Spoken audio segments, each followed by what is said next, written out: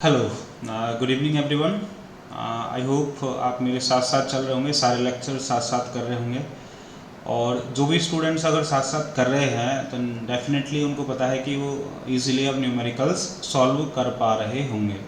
आप सबको पता है, आपके पास बुक्स वगैरह भी हैं, आप देख रहे होंगे कि सर इसके बाद हमें इलेक्ट्रिक फील्ड आएगा। बट और कुछ ऐसा भी लग रहा होगा सर स्लो तो नहीं जा रहे हैं कहीं। बट आपको पता है कि मैं इलेक्ट्रोस्टैटिक फोर्स के जो कूलम्ब्स फोर्स था इलेक्ट्रोस्टैटिक्स के अंदर, उसको मैं काफ़ी टाइम दे रहा हूँ। रीज़न इज़ दैट कि अगर आपको एक बार फोर्स समझ में आ जाएगा तो वो इलेक्ट्रिक फील्ड बड़ा इजी पड़ेगा आपको उसके साथ। ठीक है, तो सबसे पहले आप इसके न्यूमेरिकल्स आप इजीली कीजिए। अगर आप नहीं कर पा रहे हैं तो प्लीज़ उनको सॉल्व करें। मैं नेक्स्ट आपको जो कंसेप्ट बिल्डिंग सीट दूंगा उसके क्वेश्चंस भी आपको सॉल्व करने हैं, और अभी तक का सारा कुछ रिवीजन आप कर लीजिएगा। चलिए टॉपिक को आगे बढ़ाते हैं। तो स्टूडेंट्स, आपको पता है कि हमने इलेक्ट्रोस्टैटिक्स फोर्स जो देखा था उसमें अभी तक हमने एक वेक्टर फॉर्म भी हमने डिस्कस कर लिया। और वहाँ पर हम देख रहे थे कि सर जो फोर्स आ रहा था this was 1/4πε0 Q1 Q2 divide by are square आ रहा था। और वहाँ पर एप्सिलॉन नॉट को हम क्या कर रहे थे, परमिटिविटी ऑफ फ्री स्पेस या वैक्यूम। ठीक है, तो यू ऑल नोज कि वहाँ पर परमिटिविटी ऑफ फ्री स्पेस या वैक्यूम है। और कुछ लोग जो क्वेश्चंस कर रहे होंगे उनको शायद ऐसे क्वेश्चंस भी देखने को मिल रहे हों कि जब उन दोनों के बीच में मीडियम डाल दिया जाए तो क्या होगा। ठीक है, तो आज हम एक्चुअल में कुछ वैसा ही क्वेश्चंस करने वाले हैं। तो आप हेडिंग डालिए, Coulomb's law in a medium.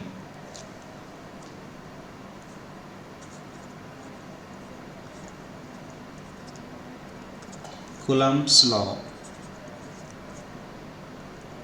In a medium.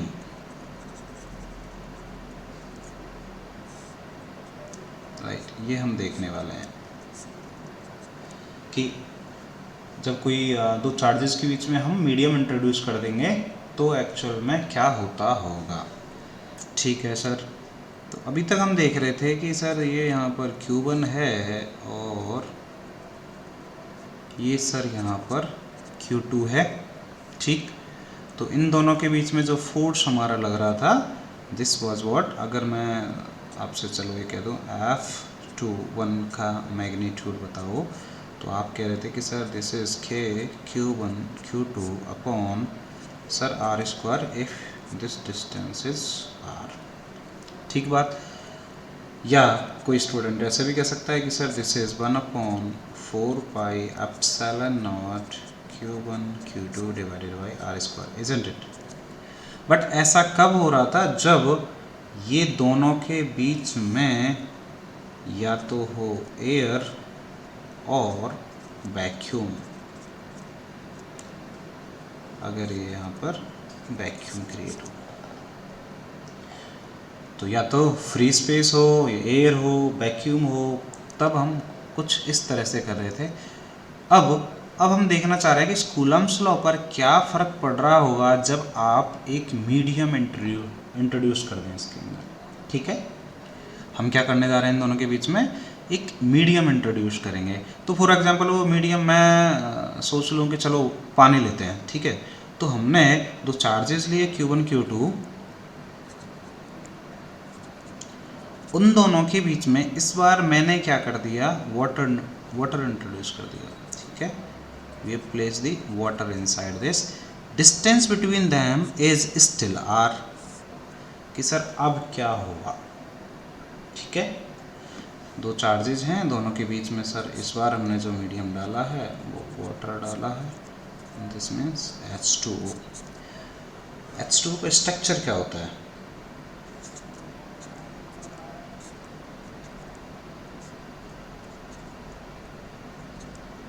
ऐसे H+H+O-। ठीक, ये तो हुआ इसका स्ट्रक्चर।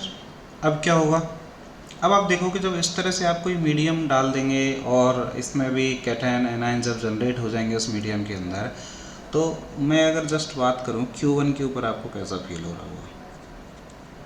ये है आपका चार्ज Q1। ठीक है, अभी जस्ट हम Q1 के ऊपर सोच रहे हैं। Q1 के ऊपर आप क्या करेंगे कि सर इसके ऊपर पॉजिटिव चार्ज है, भाई चार्जेस पॉजिटिव है ना, उन दोनों, ये दोनों रिपेल कर रहे थे तो उन दोनों के बीच में जो फोर्स आया वो आया मेरा k Q1 Q2 upon R square. यहाँ तक की कहानी सबके समझ में आई। अब जब मैंने क्या किया कि सर वही सेम चार्ज है, मैंने जब पानी के अंदर इसको डाल दिया, डिप कर दिया इन दोनों चार्जेस को, तो एक्चुअल में सर क्या होगा कि सर जो ये प्लस चार्जेस है और सर O का जो ये माइनस चार्ज है, तो वो एक तरह से इसको कवर कर लेगा, समझ रहे हैं। इसके आसपास क्या आने लगेंगे, माइनस माइनस माइनस साइन आने लगेंगे।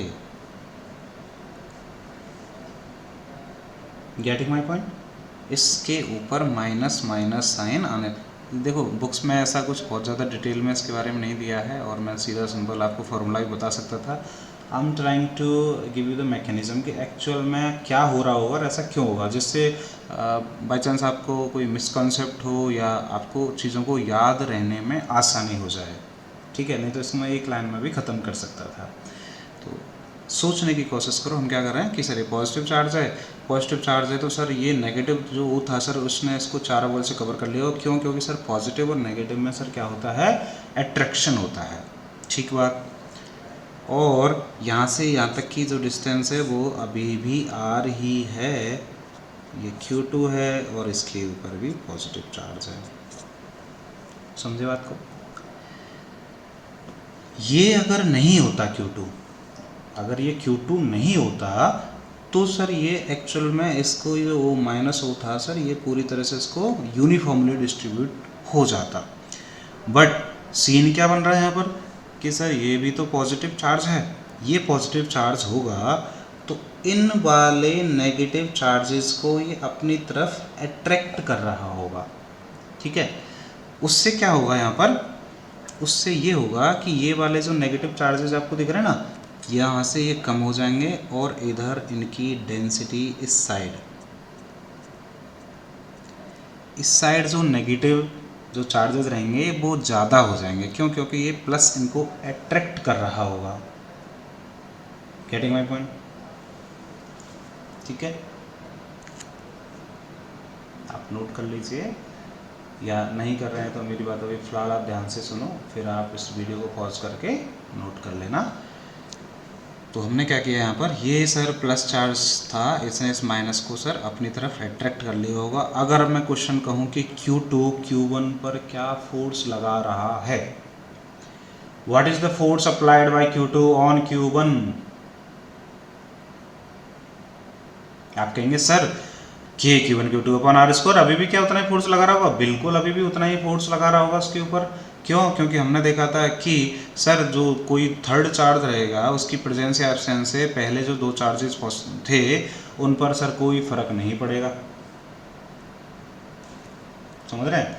ये आपको मैं ऑलरेडी पहले बता चुका हूँ। तो वही चीज़ अब होगी कि इस पर उस वाला जो फोर्स था ना वो अभी भी, और वो ये पॉजिटिव था और ये Q1 भी पॉजिटिव था, तो ये इसको ऐसे ही रिपेल कर रहा था, ठीक है। बट ये जो माइनस चार्जेस रहे और ये Q2 जब इस पर ये लगा रहा है तो ये कैसा लगा रहा है बताइए, थिंक। तो अभी यहाँ पर क्या होने वाला है ये कि सर ये एक तरह से एक इंड्यूस्ड चार्ज यहाँ पर सर आ गया है, तो वो एक इंड्यूस्ड फोर्स हो जाएगा, समझ रहे हैं। और मैं जब Q1 पर सर Q2 की वजह से देख रहा हूँ, मैं जब Q1 पर Q2 की वजह से देख रहा हूँ तो वो फोर्स सर ऐसे ही है। और जो ये वाले जो माइनस चार्जेस सर हुए थे, ये वाले जो माइनस चार्जेस सर हुए हैं, अगर आप Q1 पर नेट फोर्स देखो, Q1 पर नेट फोर्स देखो, ओके, तो ये क्या हुआ कि सर ये Q2 है, ये Q1 पर जो पहले जितना फोर्स लगा रहा था अभी भी उतना ही रहेगा। लेकिन अगर मैं Q1 पर नेट फोर्स देखूं तो Q1 पर सर जो ये वाले चार्जेस हैं इनकी वजह से भी एक फोर्स रहने वाला होगा। ये Q1 है आपका पॉजिटिव और ये है माइनस, तो ये वाला माइनस इसको अपनी तरफ अट्रैक्ट कर रहा होगा। और डिस्टेंस भी इन दोनों के बीच में ज़्यादा नहीं है, तो मतलब वो फोर्स का अमाउंट कुछ एक सर्टेन रहने वाला है जिसको नेगलेक्ट नहीं किया जा सकता कि सर ये वाले माइनस इस पॉजिटिव को अपनी तरफ अट्रैक्ट कर रहे होंगे। इसको बोला जाता है F इंड्यूस्ड, समझ रहे हैं। तो इसमें क्या हुआ कि जब ये एक तरह से जो नेट फोर्स Q1 पर लगा, पहले खाली नेट फोर्स Q1 पर क्या था, वो था K Q1 Q2 upon R square. अब एक एक्चुअल में क्या हो रहा है कि सर जो उधर Q1 की वजह से Q2 की वजह से था वो तो सर है ही, लेकिन एक अपोजिट डायरेक्शन में एक इंड्यूस्ड फोर्स आ गया है सर, और ये कम कर देगा नेट फोर्स को। क्यों? क्योंकि उसका डायरेक्शन सर अपोजिट है। Getting my point? इसलिए जो आपको जो फॉर्मूला दिख रहा है ना, ये तो सब अंदर की चीज़ थी, आपको कहीं लिखनी भी नहीं है, बतानी भी नहीं है। मैं जस्ट ये बताना चाह रहा था कि जब आप मीडियम इंट्रोड्यूस कर देते हैं तो उस पर जो एक चार्ज पर जो फोर्स रहता है वो कम क्यों हो जाता है, क्योंकि वो एक तरह से फिर उस पर नेट फोर्स आ रहा होता है, और वो एक इंड्यूस्ड फोर्स की वजह से वहाँ पर कम हो जाता है। अगर मैं इसके मैग्नीट्यूड की आपसे बात करूँ ना, तो आप क्या कहेंगे? आप कहेंगे sir 1/4 pi epsilon not epsilon R Q1 Q2 divided by are square. पहले जो सारी बातें थी अभी भी वही की वही है, एक चीज़ इसमें नई एक्स्ट्रा आ गई है, दिस इज एप्सिलॉन आर। और एप्सिलॉन आर को क्या कहेंगे बेटा? Epsilon R is relative permittivity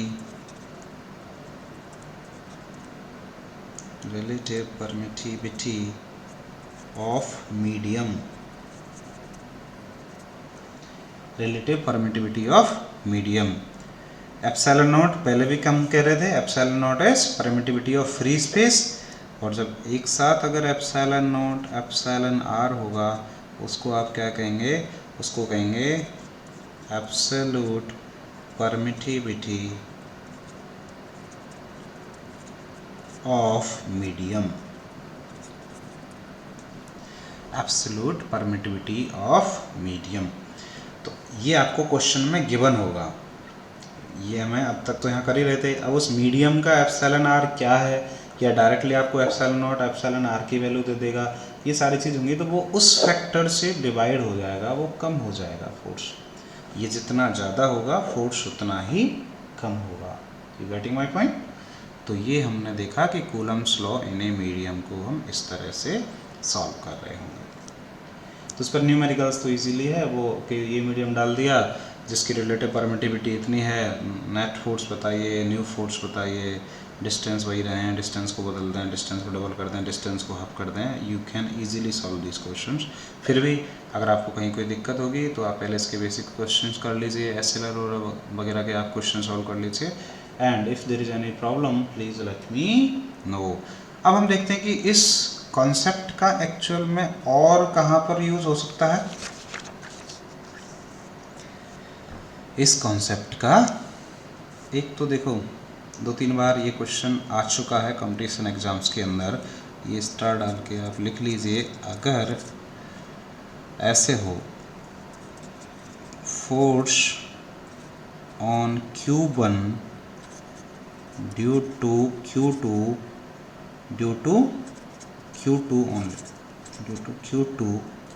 only, force on 1 due to Q2 only. Previous जैसा सेटअप था वैसा के वैसे ही वहीं।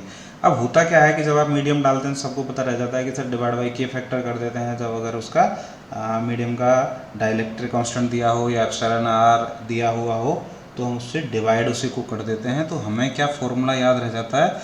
हमें याद रह जाता है कि sir 1/4 pi epsilon not epsilon R Q1 Q2 divided by are square. ठीक है, ये आप बता देते हो उसमें, जबकि ये एक्चुअल में क्या है? दिस इज एफ नेट, उस जो इंड्यूस्ड फोर्स था उसको इंक्लूड करते हुए है ये। लेकिन अगर क्वेश्चन में स्पेशली यही पूछा गया है कि मीडियम में इंट्रोड्यूस कर दिया और जस्ट आपको कंफ्यूज किया जा रहा है कि force on Q1 due to Q2 only, जब पर्टिकुलर इस तरह का वर्ड हो मतलब वो आपका कॉन्सेप्ट जानना चाह रहा है, तब आपको बेटा इसमें ये ना बताकर आप सीधा उस टाइम भी यही कहेंगे कि sir this will be 1/4 pi epsilon not Q1 Q2 upon R square, या ये इसको हटा के के भी लिख सकता है K Q1 Q2 upon R square, क्योंकि दो फोर्सेस के बीच में दो चार्जेस के बीच में जो फोर्स लगता है वो उतना ही रहेगा अभी भी। मीडियम की वजह से कुछ अलग पैरामीटर, एक अलग फैक्टर से चीज़ें बदली थी, उसको हम नेट फोर्स कहेंगे और वो इस तरह से आ रहा होगा। ठीक है, तो एक तो आपसे थ्योरेटिकली कुछ ऐसी चीज़ें पूछी जा सकती हैं। दूसरा और इसमें क्या हो सकता है, दूसरा इसमें हो सकता है कि मान लीजिए मैं आपसे क्वेश्चन कहूँ कि हमारा इस तरह का सेटअप है, इसमें इसकी एल लेंथ दी हुई है, इसकी लेंथ एल है और ये है इसका चार्ज Q और इसका मास M, इस पे चार्ज Q, इस पे मास M, और इनके अंदर इक्विलिब्रियम सेटअप हो जाता है एट एन एंगल 45 डिग्री पर। ये इनको इक्विलिब्रियम यहाँ पर मिल गया है। ठीक है, अब ये कहें कि लेट्स से कि इस कंप्लीट सेटअप को भी डिप इन वाटर, ऑयल या एक सर्टेन मीडियम में आपने डाल दिया। On introducing the medium, on introducing medium, अगर इसको किसी मीडियम के अंदर डाल देंगे तो जो एंगल है उस पर क्या फ़र्क पड़ेगा, ये जो एंगल है उस पर क्या फ़र्क पड़ेगा। बहुत ज़्यादा सॉल्व करने की ज़रूरत नहीं है, कंसेप्चुअली आपकी जो भी मैं जो बात कर रहा था वो अगर आपकी समझ में आई होगी then definitely you can answer. सोचिए, सोच लिया? Yes, any idea?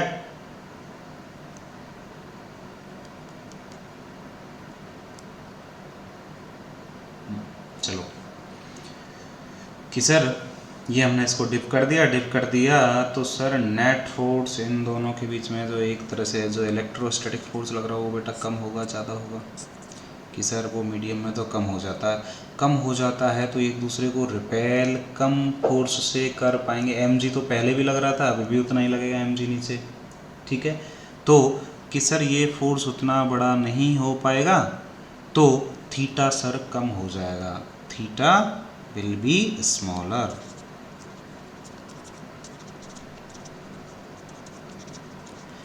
तो ऐसे क्वेश्चंस में इक्विलिब्रियम कंडीशन में क्या होगा, थीटा लेस हो जाएगा। अगर इसमें ऑप्शंस बना रहे होते तो ऐसा भी ले सकता है, theta will be equal to 45 degree, theta is less than 45 degree, theta is greater than 45 degree.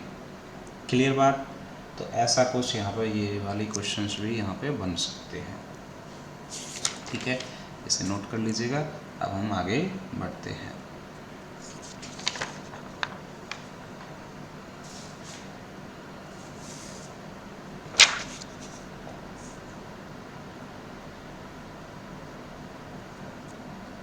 ठीक है, तो अभी तक आपने देखा स्टूडेंट्स कि हम सर इलेक्ट्रोस्टैटिक फोर्स निकालना सीख गए हैं। सर पॉइंट चार्जेस की वजह से मुझे निकालना आ गया है। इसको मैं वेक्टर फॉर्मेट में भी सर यूज़ कर लेता हूँ, स्केलर फॉर्मेट में भी सर मैं यूज़ कर सकता हूँ। 2D में मुझे कोई शेप दे दीजिए या 3D में कोई शेप दे दीजिए सर, कोई और मीडियम भी भले उसमें डाल दीजिए, एक चार्जेस हों, दो चार्ज हों या सर इनफाइनाइट चार्जेस हों, अब मैं फोर्स बता देता हूँ। क्लियर बात? तो अभी तक हमने एक पॉइंट चार्जेस के हिसाब से देखा था।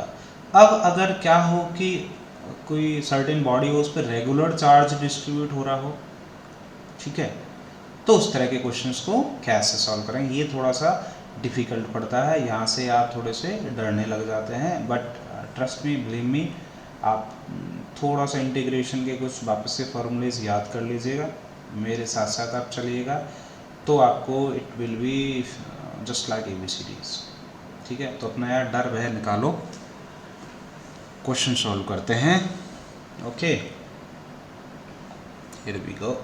तो क्या है कि जैसे मैंने फॉर एग्जांपल आपको एक क्वेश्चन दिया कि एक आपने एक रॉड ले ली, ठीक बात, एक रॉड ले ली जिस पर आपने चार्ज क्या है, लैम्डा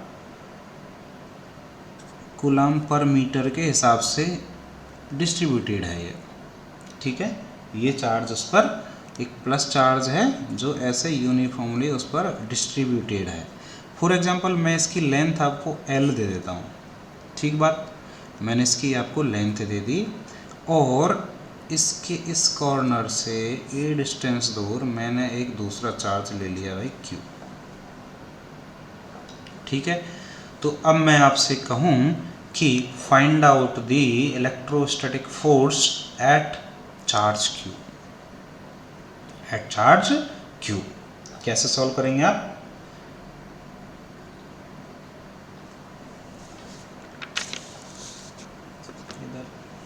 चलो मैं इस पर बता देता हूँ, दिमाग लगाइए। कुछ लोगों के दिमाग में आ सकता है कि सर ये, हाँ पहले तो चलो हम कुछ पुरानी बातें रिकॉल करते हैं। ये लैम्डा सिग्मा रो सब पता है ना, वहाँ पर हम मास को डिस्ट्रीब्यूट करते थे। 11th क्लास के अंदर भी हमने कुछ ऐसी चीज़ें यूज़ की थी, और ऐसा कब आ रहा था जब हम सेंटर ऑफ मास या मोमेंट ऑफ इनर्शिया के क्वेश्चंस निकाल रहे थे, और आपको इसके कुछ डेरिवेशंस भी इजीली बताए थे, रॉड की वजह से, रिंग की वजह से, स्फीयर की वजह से। तो हम क्या करते थे, वहाँ पर हम स्मॉल मास का एक एलिमेंट ले लेते थे dm, एक्स पे जाके डी एक्स, वाई पे जाके डी वाई, थीटा पे जाके डी थीटा, आर पे जाके डी आर। इस तरह से हमें मानना होता था। और इसमें हम किस चीज़ का ध्यान रखते थे कि जो हम स्मॉल एलिमेंट लें वो पूरे इंटायर बॉडी को कवर कर पाए। और ये जो मास का डिस्ट्रीब्यूशन होता था, या यहाँ पर जो चार्ज का डिस्ट्रीब्यूशन रहेगा, ये एक्चुअल में डिपेंड करेगा कैसी बॉडी है। जैसे कि अलोंग दी लाइन हो जाता है, तो अलोंग दी लेंथ अगर रहेंगे तो उसको लीनियर चार्ज डेंसिटी कहते हैं, जिसको लैम्डा से डिनोट करते हैं। और कोई अगर एरिया के हिसाब से कोई चीज़ गिवन हो तो उसको एरियल चार्ज डेंसिटी कहते हैं, जिसको हम लैम्डा से डिनोट ना करके उसको करते हैं हम बेटा सिग्मा से। और अगर वॉल्यूम वाइज चार्ज डिस्ट्रीब्यूट हो रहा हो तो उसको कहते हैं हम रो कूलम्ब पर मीटर क्यूब, कि पर मीटर एरिया में, पर मीटर वॉल्यूम में कितना आपका चार्ज आ रहा होगा। तो कोई वॉल्यूम वाइज शेप है, एरिया वाइज शेप है, या लेंथ के हिसाब से है, उस पर डिपेंड करेगा। ठीक है, अभी मैंने जस्ट एक रॉड ली थी जिस पे आपको ये दे दिया। आपके दिमाग में आ सकता है कि सर ऐसा नहीं करें कि इस पर सर जो टोटल चार्ज रहेगा सर, वो मैं निकाल सकता हूँ सर। एक पर मीटर पे तो लैम्डा है सर, टोटल लेंथ एल है, तो सर टोटल चार्ज हो गया इसका लैम्डा एल। ठीक बात। ये टोटल चार्ज सर मैं अज्यूम कर लेता हूँ कि सर इसके सेंटर पर सिचुएटेड है, तो सर मेरे पास force is equal to k Q1 Q2 divided by r square. Sir मैं इसके सेंटर से ले लूँ तो सर ये हो गया L/2 प्लस a, ये डिस्टेंस L/2, इसमें ये जुड़ जाएगा का स्क्वायर। ऐसे कर दें क्या?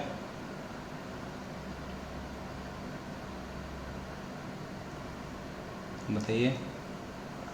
अगर ऐसा आप सोच रहे हैं तो बिल्कुल गलत सोच रहे हैं। ऐसे इस क्वेश्चन को सॉल्व नहीं कर सकते,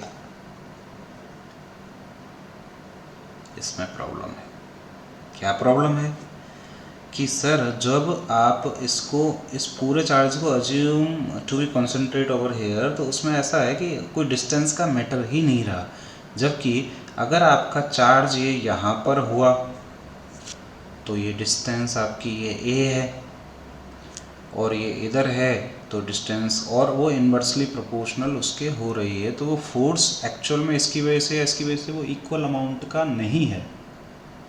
तो ऐसे करोगे तो क्वेश्चन गलत हो जाएगा। ऐसे इसको नहीं करना है, ये वाला दिमाग से आप बिल्कुल निकाल देना। अब क्या करें फिर sir? Back to the basics. हम क्या करेंगे कि सर हमने ये रॉड ली, ठीक बात। सर हमने क्या किया, एक चार्ज यहाँ पर सर, ये जो पहले क्यू था ये वाली डिस्टेंस, मुझे सर ये एक्स गिवन है, और ये लैम्डा कूलम्ब पर मीटर इस पे यहाँ दिया हुआ ही है सर। तो मैं क्या करूँगा कि इस जगह पर एक मुझे इसकी पूरी रॉड की वजह से वो चाहिए ना फोर्स, तो डिस्टेंस का ट्रांसफ़र मैं यहीं से करूँगा। मैं करूँगा कि सर यहाँ से, सॉरी ये पहले तो ये दिया है ना क्वेश्चन में, तो मैं करूँगा कि यहाँ से x डिस्टेंस दूर एक dx लेंथ का एक स्मॉल एलिमेंट लिया, जिसके ऊपर छोटा सा चार्ज होगा, कोई बिल्कुल छोटा सा dq। समझ रहे हैं, x डिस्टेंस दूर। अब क्यों, क्योंकि मेरे इस x की लिमिट डालना मुझे यहाँ से एक तो ईजी पड़ जाएगा और मैं इंटायर इस बॉडी को कवर कर सकता हूँ। For example if x is equal to a, तो आपका एलिमेंट a यहाँ गया। अब जैसे जैसे x बढ़ता गया, x इज इक्वल टू क्या हो जाए, x इज इक्वल टू हो जाए हमारा कि सर a और इस पूरी लेंथ को ले लें a प्लस एल, तो ये एलिमेंट यहाँ से लेके यहाँ तक पहुँच गया। क्या आप जो एलिमेंट ले रहे हो वो पूरे इंटायर बॉडी को कवर कर सकता है? बिल्कुल कर सकता है ऐसे, कि इसका मतलब एलिमेंट तो हमने ठीक लिया है। अब आप ये बताइए इस dq को क्या कहेंगे आप? dq को क्या मैं कह सकता हूँ, लैम्डा इंटू डी एक्स। अरे यार सिंपल सी बात है, पर यूनिट लेंथ पर जो चार्ज है वो लैम्डा है, मेरी तो लंबाई सिर्फ डी एक्स है यहाँ पर, तो इसको लैम्डा इंटू डी एक्स कह दिया। तो इस छोटे से चार्ज की वजह से जो इस पर एक जो फोर्स लगेगा वो रहेगा डी एफ, वो रहेगा डी एफ। क्या आप उसे कहेंगे k d q into q divided by, इन दोनों के बीच में डिस्टेंस क्या है, एक्स स्क्वायर, इजंट इट। तो उसकी आप वैल्यू अगर पुट करें तो आप कहेंगे कि सर k डी क्यू की तो सर वैल्यू है lambda D x into q divided by x square. ये इस छोटे से चार्ज की वजह से है। मैथमेटिकली 11th में भी आपको इस चीज़ का हमने फील कराया था। अब ये छोटे छोटे चार्ज को सबकी वजह से निकालें, मतलब इन सबको ऐड कर दें, तो उसके लिए हम एक मैथ्स में एक टूल दिया है एंड दिस इज इंटीग्रेशन। तो अगर मुझे कंप्लीट इस पूरे की वजह से चाहिए तो कैन आई से आई विल इंटीग्रेट दिस। तो जो एफ नेट रहेगा this F net will be integration of D F and this will B sorry k lambda q into dx divided by x square। और यहाँ पे x जा रहा है बेटा हमारा, x is going from a से लेके a प्लस एल तक, ठीक है। तो this will B F net and this will B, क्या क्या ऐसा है जिसको बाहर निकाला जा सकता है, कांस्टेंट को हम बाहर निकालते हैं, तो this will be k lambda Q, ये हो गया 1/x स्क्वायर dx। इसका इंटीग्रेशन आता होगा आपको 1/x स्क्वायर का, ये ऊपर चला जाएगा, x की पावर -2 बन जाएगा। x की पावर n का क्या होता है, x की power n+1 divided by n+1। तो ये सॉल्व होके क्या आया, -1/x। किधर लिखता हूँ इसको, जब आप इसको सॉल्व करोगे you will be getting k lambda q, दिख रहा है आपको जी, k lambda q -1/x, value डाल दिए a और a प्लस एल। वैल्यू आप डालना जानते हैं, एक बार आप इसमें a प्लस एल डालेंगे x की जगह, फिर माइनस और फिर उसकी जगह माइनस ऑलरेडी आ रहा है और ये a, तो जब सॉल्व करोगे आप you will be getting the answer k q lambda 1/a minus 1/a plus l. This is the answer. k q lambda 1/a minus 1/a plus l. एक बार और दोबारा से इसको आप देख लीजिएगा, अपने हाथ से क्वेश्चन को सॉल्व करने की कोशिश कीजिएगा। बहुत बेसिक से मैंने क्वेश्चन उठाया कि जब हम चार्ज को यूनिफॉर्मली डिस्ट्रीब्यूट कर दें तो उसे डरना नहीं है, उसको सॉल्व कैसे करेंगे। तो स्मॉल एलिमेंट लेंगे, अभी एलिमेंट लेने के तरीके डिपेंड करेगा, अलग अलग तरीके से होते हैं। एक्स पे जाके डी एक्स, वाई पे जाके डी वाई, आर पे जाके डी आर, थीटा पे जाके डी थीटा। ऑलराइट, चलो तो इसकी अब और हम थोड़ी सी प्रैक्टिस करते हैं। मान लीजिए मैं आपसे क्वेश्चन पूछूं, इस बार मैंने क्या किया, एक रिंग ले ली, और वो रिंग ले ली मैंने सेमी सर्कुलर रिंग, समझ रहे हैं आप, एक सेमी सर्कुलर रिंग ली हमने जिसकी रेडियस है r और इसके ऊपर लैम्डा कूलम पर मीटर का चार्ज डिस्ट्रीब्यूटेड है। ऐसे ये चार्ज डिस्ट्रीब्यूटेड है। ठीक है, हमें क्या करना है, find net force on Q due to ring. ये Q कहाँ पर है, Q है इसके सेंटर पर। इसके सेंटर पर इस रिंग की वजह से चार्ज बताइए। ये और थोड़ा सा आपके समझ में आ जाएगा तो आप मेरे हिसाब से इनसे क्वेश्चन से डरना छोड़ देंगे। इंटीग्रेशन वाले क्वेश्चंस की तरफ भी आप अब मूव हो पाएंगे। कॉन्सेप्ट वही है, लगाने की कोशिश कीजिए। सेंटर ऑफ मास और उस पर एज्यूम कर लें, ऐसा कुछ नहीं होने वाला है। तो हमें बेसिकली हर एक चीज़ का ध्यान देना है। हमें फिर से एक स्मॉल चार्ज यहाँ पर कंसीडर करना है। ऑल राइट, अब स्मॉल चार्ज कैसे लें, किसी के दिमाग में आ रहा है स्मॉल चार्ज कैसे लें? सोचो कि सर हम क्या करें। यहाँ पे ले लिया मैंने चार्ज, फिर उसको रेंज देखो, फिर रेंज कहाँ से कहाँ तक डालेंगे। x पे जाके dx, y पे जाके dy, ऐसा कुछ हो पा रहा है क्या? y पे जाके मैं अगर जैसे y ऐसे गया और y पे जाके dy ले लिया मैंने ये, ठीक है। तो जब y आपका जब 0 रहेगा तो ये यहाँ पे आ गया, तो उस पूरे बॉडी को कवर कैसे करेगा? ये नहीं कर पाएगा। फिर और तरीका सोचिए। 11th क्लास में आपको ये सारी चीज़ें बताई गई थी। कुछ लोगों के दिमाग में आ गया होगा कि सर ऐसा करते हैं, इसको थीटा पे जाके डी थीटा एक एलिमेंट लेते हैं सर, ठीक है। तो ये सर इसकी लेंथ बन जाएगी सर, और ये इसकी वजह से जो चार्ज रहेगा सर वो रहेगा डी क्यू। बात समझ रहे हैं? थीटा पे जाके डी थीटा, थीटा पे जाके डी थीटा क्यों लिया? When theta is equal to 0 this small charge is here, and when theta is increasing the charge is also increasing. Theta is equal to 90, theta is equal to 180 degree. तो आपने पूरे entire body को cover कर दिया और हमें उस body को कवर करना होता है। समझ गए? Okay, all right. अब क्या करें? अब जो आपने स्मॉल चार्ज लिया है डी क्यू, उसकी वैल्यू डालो आप। तो आप कैसे डालेंगे कि sir D Q is equal to lambda into, sir lambda into length करते थे तो उधर तो डी एक्स था, तो सर मैंने डी एक्स से मल्टीप्लाई करा दिया। अब ये वाली लेंथ कितनी होगी? तो आप जानते हैं एक फॉर्मूला होता है theta is equal to arc upon radius. तो ये आर्क ही तो हुई, तो आर्क इज इक्वल टू क्या रहेगा? Theta into radius. तो इसकी अब इसको आप लेमडा से इसकी आर्क से मल्टीप्लाई कराना है। तो ये वाली आर्क क्या रहने वाली बेटा? ये वाली आपकी रहेगी आर डी थीटा।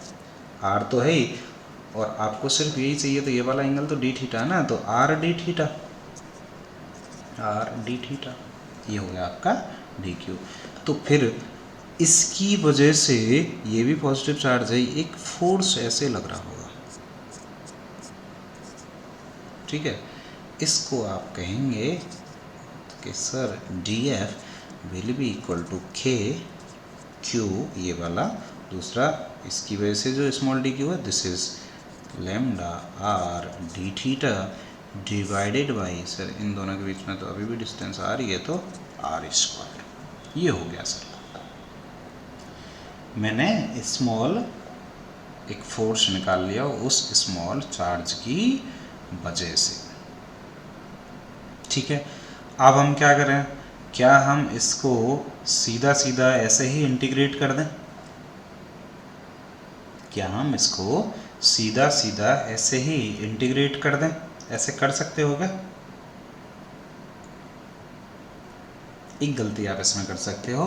क्यों? क्योंकि आज तक हमने वैसा सोचा ही नहीं था, क्योंकि काम ही नहीं पड़ा था। कैसे कि सर इंटीग्रेशन वाले हमने क्वेश्चन सॉल्व किए तो थे, बट वो किए थे हमने सेंटर ऑफ मास और मोमेंट ऑफ इनर्शिया के अंदर। सेंटर ऑफ मास और moment of inertia vector quantity scalar quantity है कि सर स्केलर क्वांटिटी, तो स्केलर क्वांटिटी में डायरेक्शन का कोई मतलब नहीं होता है, तो सीधा सीधा इंटीग्रेशन उसको एक एल्जेब्रिक सम को दिखा रहा होगा। बट फोर्स एक वेक्टर क्वांटिटी है, फोर्स एक वेक्टर क्वांटिटी है। तो आपका जो ये चार्ज जा रहा होगा और इस वाले चार्ज पर लग रहा होगा, तो हर बार उसका एक डायरेक्शन अलग अलग आ रहा होगा। भाई अगर इधर आपका डी क्यू है तो उसकी वजह से, इस डी क्यू की वजह से जो फोर्स लग रहा है वो मेरा इस डायरेक्शन में लग रहा है।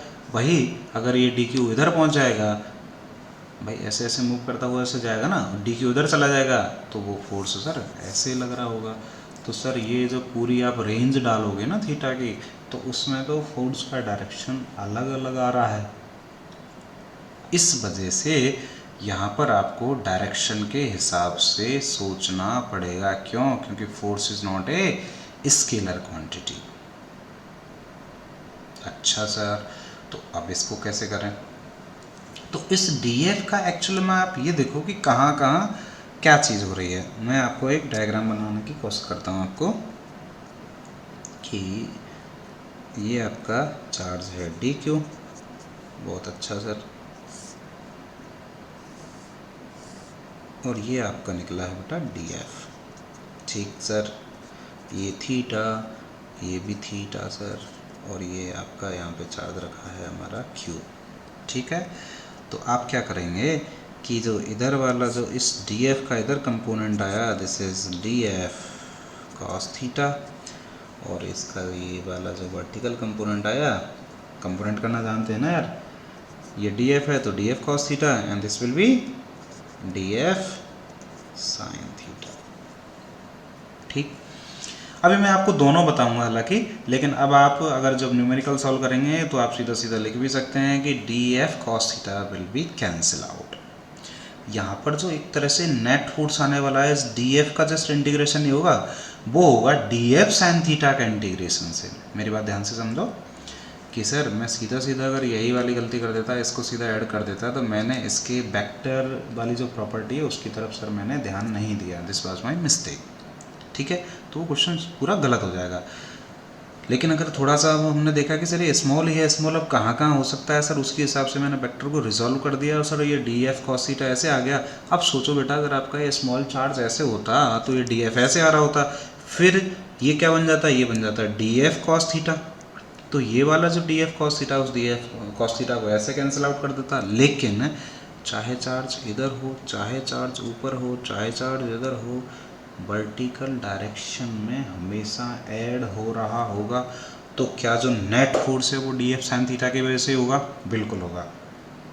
ये तो रहा थ्योरेटिकली, लेकिन हम दोनों की वजह से चलो देख लेते हैं ना। तो हम क्या करेंगे कि अगर मैं निकालूं, मैं इंटीग्रेशन कर देता हूँ। अभी ये मैंने df कर दिया था, अभी एक तरफ आया df cos थीटा, एक तरफ आया बेटा हमारा df sin थीटा। तो आप integration of df sin theta जब आप कर रहे होंगे, ये दिख नहीं रहा होगा आपको, जब integration of df sin theta आप जब करोगे तो एक्चुअल में क्या होगा, वैल्यूज पुट कीजिए जल्दी से। ओके सर, सॉल्व करते हैं इसको। This is the net force is equal to, दोबारा लिखता हूँ उसको, चलो, कि सर मेरा जो f नेट आ रहा है इन y direction, this is integration of df sin theta, this is integration of df sin theta. Okay, value डालते हैं, df k q lambda r d theta divided by r square. ये मेरी df की value है, ये मेरी df की value है इंटू साइन थीटा। r से r चले गए दुनिया से, r से r चले गए दुनिया से, तो f net y is equal to integration of, उसको कांस्टेंट को बाहर ही ले लेता हूँ, कांस्टेंट है हमारा k q lambda divided by r, और ये सीधा क्या बचा खाली, sine theta D theta where theta going from 0 से लेके pi, where theta going from 0 से लेके पाई। ओके, साइन थीटा का इंटीग्रेशन ऐसा सबको याद होगा, साइन का कॉस, कॉस का साइन, बट एक में माइनस भी आता है और उस माइनस को बार बार आप ध्यान नहीं रखते हो यार, उसको याद रखो। साइन थीटा का integration is minus cos theta, k Q lambda divided by r minus cos theta 0 से लेके पाई। ओके, सो सर के Q lambda divide by r cos pi. Second quadrant में आता है, सेकंड क्वाड्रेंट में नेगेटिव हो जाएगा तो माइनस माइनस से प्लस हो जाएगा, तो ये 1 और वो माइनस माइनस करके फिर से प्लस। तो यार upper limit minus lower limit ना, तो माइनस आएगा और एक माइनस यहाँ ऑलरेडी है तो ये 1 हो ही जाएगा। तो इसका मतलब दिस विल बी व्हाट 2 के क्यू लैम्डा बाई आर, 2 के क्यू लैम्डा बाई आर। ये आया मेरा डी एफ साइन थीटा की वजह से, जो हमें कह भी रहे थे कि सर जो पूरे के पूरे जो चार्जेस की बेसिस वर्टिकल डायरेक्शन में ऐड हो रहा है तो वही कुछ हो पाएगा। तो this is your answer actual में, ठीक है, क्योंकि वो तो मैंने कह ही दिया था कैंसिल आउट होगा। डी एफ कॉस थीटा ऐसे भी आएगा और इधर वाले चार्ज रहेंगे उसकी वजह से ऐसे भी आएगा। लेकिन चलो क्रॉस चेक कर लेते हैं ऐसा हो भी रहा है कि नहीं। थ्योरेटिकली तो हो रहा है कि सर वो हमें दिख रहा है कुछ इधर होगा ऐसा होगा, और आगे जाके आपको ऐसा करना भी है। लेकिन चलो मैं आपको एक बार बता देता हूँ हम क्या करने वाले हैं। We will be integrating D F, किधर गया, we will be integrating D F cos theta. D F cos theta का इंटीग्रेशन करेंगे हम, जिसको मैं कह सकता हूँ आपसे कि sir this is the F net in x direction is equal to sir D F cos theta. अब होता क्या, अगर बाई चांस दोनों में होता है ना, तो आप क्या करो, इसको आई कैप कर दो, उसको जे कैप कर दो, और लास्ट में जाके अंडर रूट आई के साथ जो है उसका स्क्वायर प्लस जे के साथ है उसका स्क्वायर, क्योंकि ज़रूरी थोड़ी एक हमेशा जीरो ही हो जाएगा दूसरा नहीं होगा। ये दोनों के दोनों अगर जीरो नहीं हो रहे हैं तो फिर आपको इंडिविजुअली अलग अलग करने थे और फिर इनका वेक्टर सम आपको बेटा करना था, ठीक है। तो फिलहाल के लिए हम देखते हैं कि सर नेट एक्स में डी एफ कॉस थीटा होगा। ओके सर, डी एफ की वैल्यू डालिए भाई। डी एफ की वैल्यू जब आप डालेंगे then you will be getting sir के क्यू लैम्डा और इसके साथ था sir are d theta K Q1 Q2 divided by are square into cos theta. ठीक है सर, कर दिया। आर से आर कैंसिल आउट हो गया, कांस्टेंट को भाई बाहर ले जाओ, तो अब के क्यू लैम्डा बाई आर को बेटा आप ले गए बाहर और ये बना cos theta D theta. Theta कहाँ से कहाँ तक जा रहा है भाई, थीटा जा रहा है हमारा 0 से लेके पाई। Okay, so this will be k Q lambda by r cos theta का इंटीग्रेशन साइन थीटा 0 से लेके पाई। ठीक सर, तो this will be k Q lambda by r cos pi. Second quadrant में साइन पाई, सेकेंड क्वाड्रेंट में sine positive, तो इसकी वैल्यू क्या रही 0 और साइन 0 भी 0, 0 माइनस 0, ये हो गया 0 होना भी चाहिए था। Clear? Any problem to anybody so far?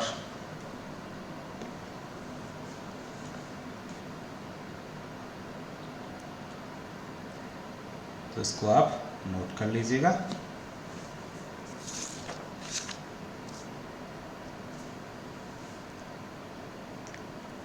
ठीक है, और इसको आप रिवाइज करना। ये हो गया सारा कुछ फोर्स के हिसाब से बातें, और यही मेन इम्पोर्टेंट था। नेक्स्ट है आपका इलेक्ट्रिक फील्ड।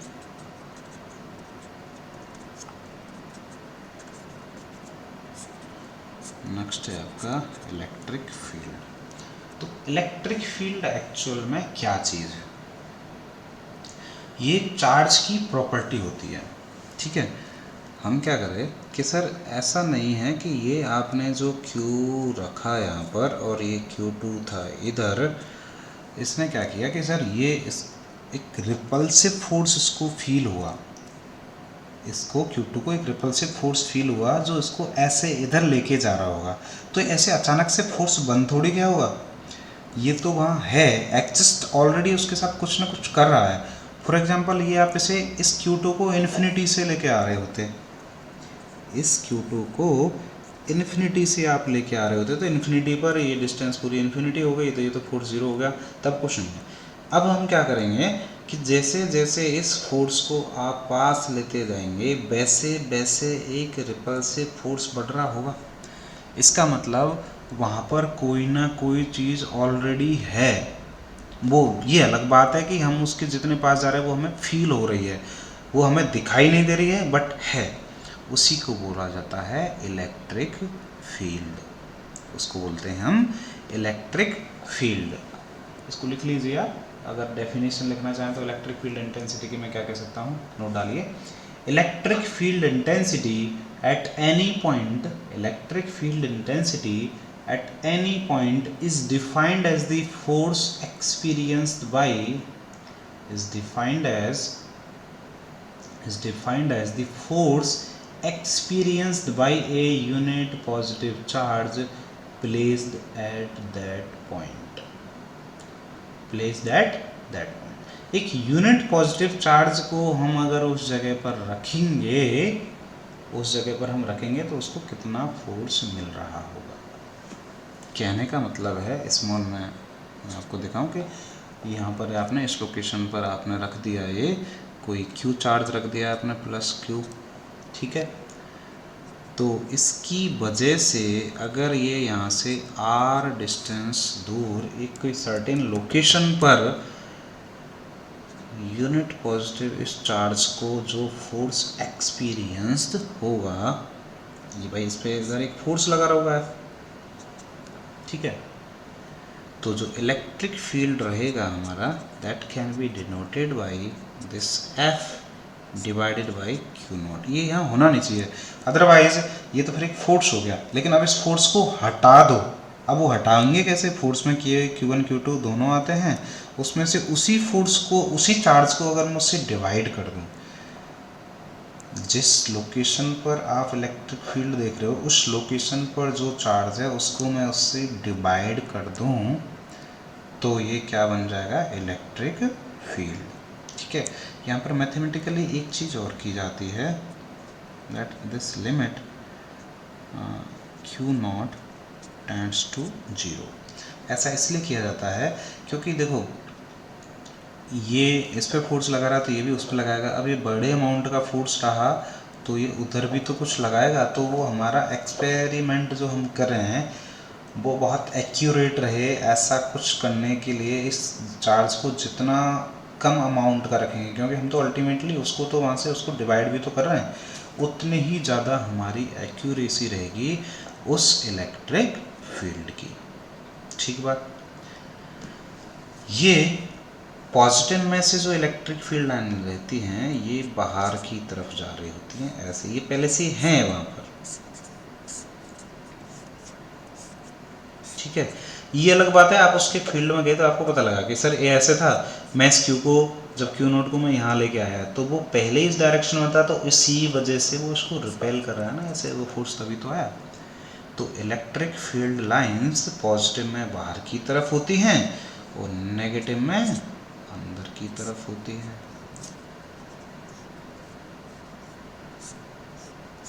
ऐसे बना दो आप, हालांकि मैं और नोट करा दूंगा आपको, लिखा दूंगा, जस्ट फिलहाल आप इसे इतना आप समझ लीजिए।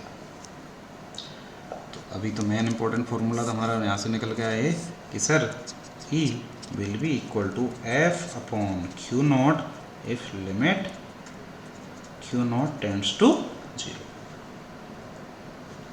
समझे मेरी बात, ओके। तो ये तो रहा आपका बेसिक इलेक्ट्रिक फील्ड से रिलेटेड।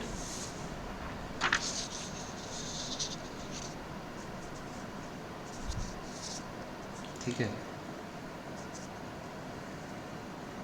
ये अगर यहाँ पर आपने चार्ज रख दिया Q और यहाँ ये let's say this the position P here, ये P पोजीशन है और यहाँ से ये R डिस्टेंस दूर आप इलेक्ट्रिक फील्ड अगर जैसे देखना चाह रहे हैं तो ये क्या बना एक तरह से उस चार्ज से तो वहाँ पे डिवाइड ही कर देते हैं ना, तो एक ही चार्ज रहने वाला होगा।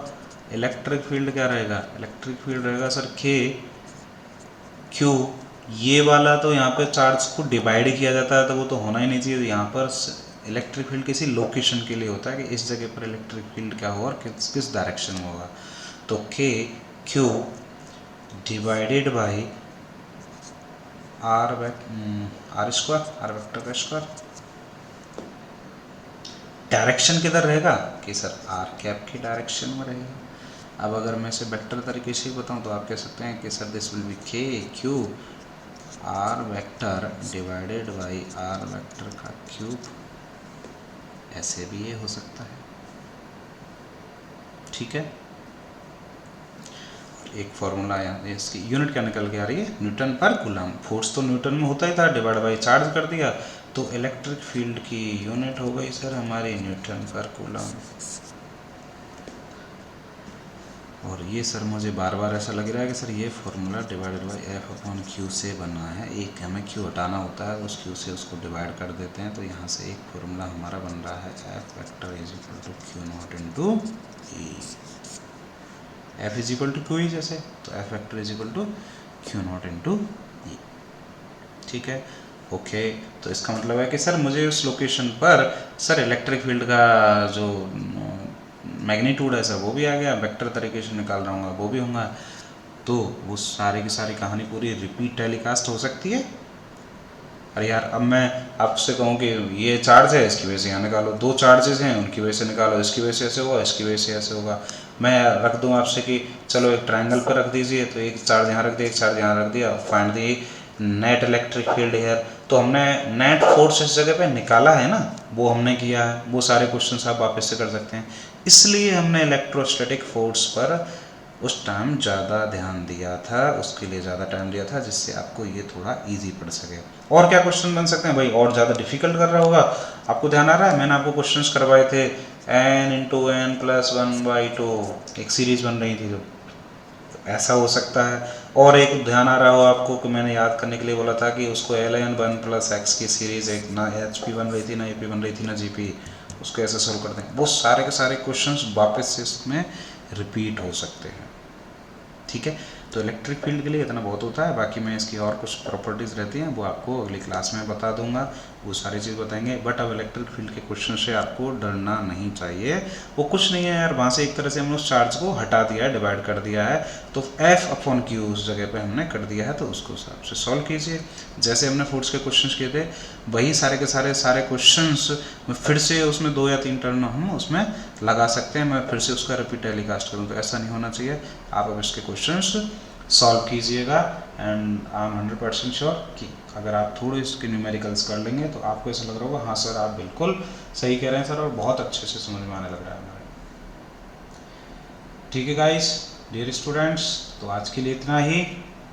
प्लीज़ होमवर्क को यार कीजिए, और कहीं कोई दिक्कत हो तो लेट मी नो, मैं अब आपको इसके क्वेश्चंस के असाइनमेंट आपको अवेलेबल कराने वाला।